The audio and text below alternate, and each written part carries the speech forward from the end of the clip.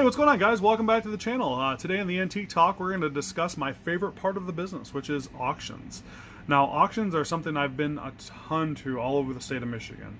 So I have a pretty good experience on at least what's worked for me and what hasn't worked for me when it comes to the auction world.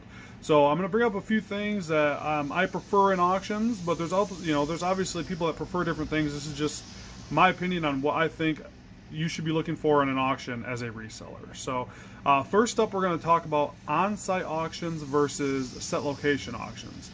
Now, when I mean set location, I mean when they're at a fairgrounds, when they take everything from the estate and move it to another location that's usually indoors with a bunch of seats. You've seen the pictures where there's just tons of chairs back and everybody can just sit down and relax.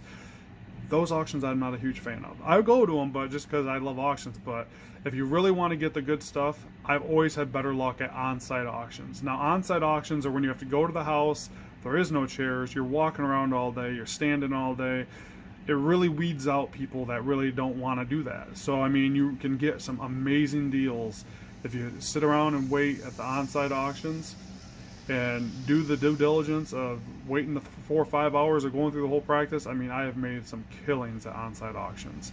Now, set location auctions, the reason I'm not a huge fan of them is because people get to go inside, sit in those comfy chairs, sip the coffee, eat a donut, order up some burgers, and just pop that hand up. They don't have to do anything, and they can just sit back and have a good old time sitting at the auction, and which is great. Sometimes I like doing that too, but I never usually get great deals at set location auctions. I mean, it just happens to be, if you get people a little uncomfortable, it really helps out. So, yep, that part, on-site auctions, is my kind of thing. So, on to the next one. This one is super, super bothersome for me, and it's called a cataloged auction.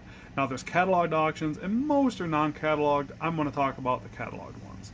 Now, usually a cataloged auction is a really good auction, and it means a lot of great quality stuff because what they do is they'll send out a pretty much a pamphlet, and you can look at every item that's going to be up for auction. Now, if getting every item up for auction, you can just sit at home and look up everything. It really takes away, if you're looking to get, good deals for reselling purposes. I mean, it lets everybody kind of sit back and do all their due diligence at home. They don't have to, do any research at the store or at the auctions. They can pretty much just sit back and, get everything done at home, which it takes away from the chances of getting some good deals and, trying to get stuff for cheaper than what you normally would. Now, as a collector, cataloged auctions are great because you already know everything you're going to get right before you get in there. So if you're a collector of cast iron and it's a big cast iron auction, there's 200 pieces of cataloged items, you can sit back and say, okay, this 8-inch Griswold I already have, this 10-inch Griswold I already have, but this Wagner 12-inch I don't have, and this grill, so you can sit back and really, price stuff out and go in very prepared to the auction. As a reseller, I don't want anybody to be prepared because, if you know enough, you don't need to be prepared. You can go in knowing, hey, I can sell this for 50 bucks. If I get it for $5-10 bucks, that'd be awesome. So that's really at non-category or cataloged auctions or when I flourish. If I see a cataloged auction, I'm telling you right now, 90% of the time I'm not going. Depending on if it is anything that I collect, I will go, but very rarely will you see me at a cataloged auction. They just do not do well for resellers. So, my opinion on this, going towards the non-cataloged auction. All right, next up is an inside-outside auction. Now, this kind of goes into the set location versus on-site, but inside-outside's a really big difference. Now, I've been to auctions where it is downpouring and I'm sitting out there with my umbrella for hours getting steals because nobody else wants to sit out in the rain. Now, umbrellas are great, but a lot of times people don't come prepared to auctions like that. So if it's snowing, raining, windy, whatever it is, I will bear it because that's where I'd say 60% of the people are not going to show up because it's like, oh, the weather's crappy. I don't want to sit out in the cold. I don't want to sit out in the rain. Not my thing. That's where this guy comes in because you will get some amazing deals. I have caught some amazing deals at auctions where the weather was terrible. Now, I mean, I was at one where it was, you guys seen it actually, where we got all those picture frames and the ice chests. It was downpouring, and the auction probably would have had double what was there people-wise. But the weather was so bad, and everybody's like, screw it, I don't want to go. Which is fine. you know, it's good for us, it's good for the resellers, and not so great for the the seller at the auction. But hey, that happens, right? So outdoor auctions are, again, my thing. Indoor auctions are great too. Like I said, I'm going to tell you the great things about those. Obviously, you're out of the weather, you're out of the elements. You can stand inside a nice warm place or air-conditioned place. I mean, they're fun to go to as well. But for a reseller purpose, when you get a way to, you know, thin out the herd for auctions, it's always good. And so if you get bad weather, stuff like that, don't be afraid to hit up that auction, because that's probably where you're going to get some pretty gosh darn good deals. So.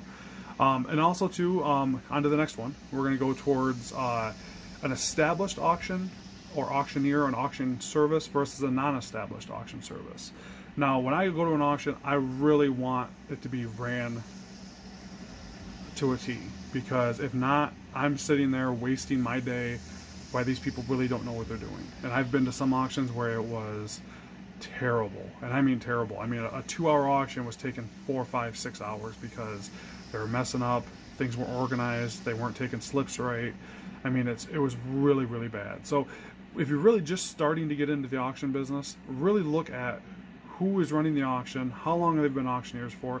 There's any more with online, guys, there's reviews everywhere. I mean, I have a lovely set of guys around here, lovely, weird word to use, but I have a great set of guys around here that I go to all their auctions, because they have well-run auctions.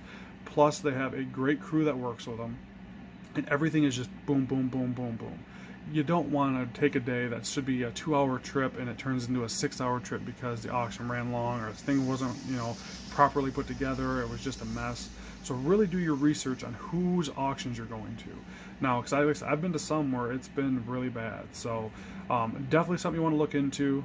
I've been to non-established auctions, trust me, I have, and I've done well there too.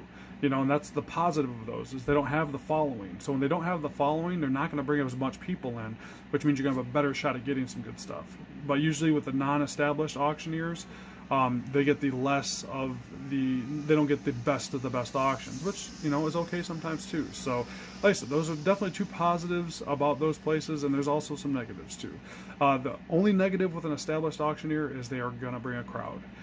Because they have a good following, they have buyers that go to them every time, so it's going to be a larger crowd. But again, it's not always a bad thing. It's just something you have to deal with. Sometimes you have to compete, and that's the whole fun part about auctions. You know, as you get older, you're looking for competition anywhere you can go, and that's where I look for mine. So, other than the golf course, of course.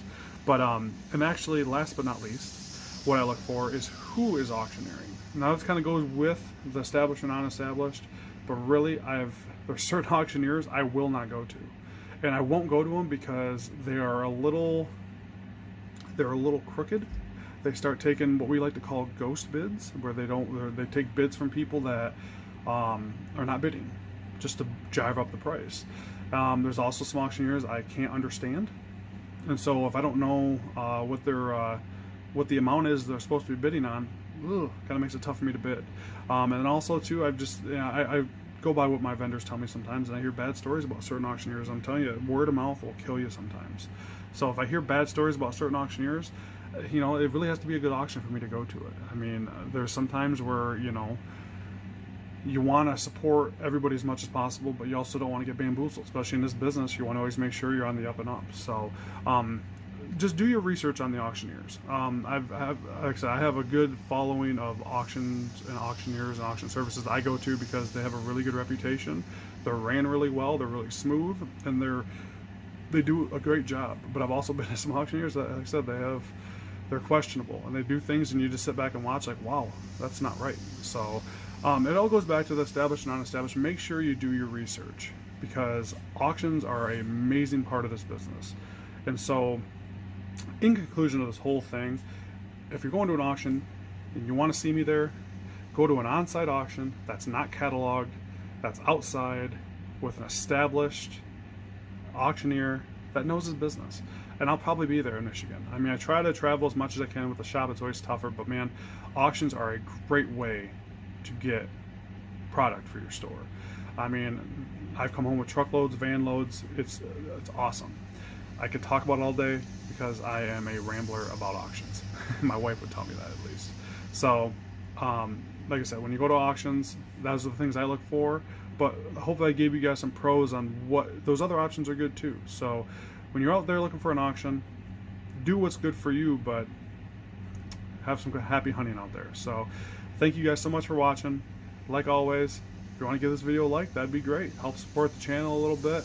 Comment below, what do you guys look for in auctions? And what do you guys like to buy at auctions? And anything else about auctions you guys want to throw out there, throw it in the comment section. Let's get that rolling. And then of course, subscribe to the channel. We've got a bunch of content coming up, hopefully. As long as the weather starts cooperating, we're going to hit up some auctions more. Because, man, like I told you, it is not very nice out right now in Michigan. So, yeah, so subscribe to the channel. And like always, guys, thank you so much for watching. And come out and get your antique fix on M66. See you guys later.